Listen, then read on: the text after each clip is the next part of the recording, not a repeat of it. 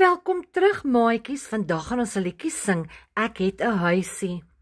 Welcome back, everybody. Today we're going to sing an Afrikaans song. Ek het 'n huisie. And that means I have a little house. Let us sing the song. Now listen carefully to the words.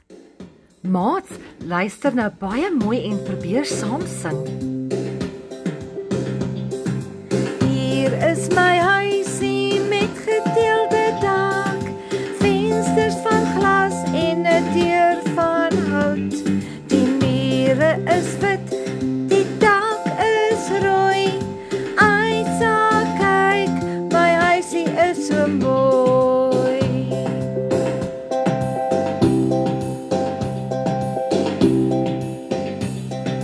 Hier is my huisie, ek bly lekker hier. Blomme in die tuin en my diere is hier rond. Ek braai 'n vleisie elke tweede dag. Aisa, kyk, my huisie is so mooi.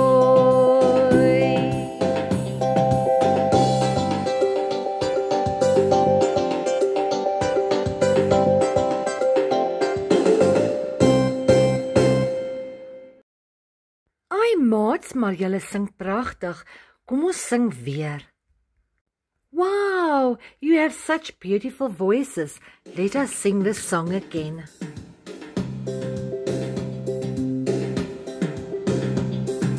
Hier is my huisie met gedeelde dak, vensters van glas en 'n deur van hout. Die mure is wit, die dak is rooi. Aisa, kyk, my huisie is so mooi.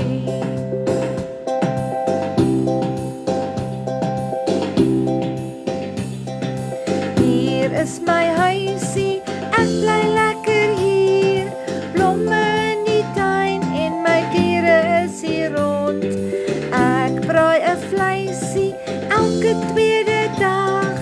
Aisa, kyk, my huisie is so mooi.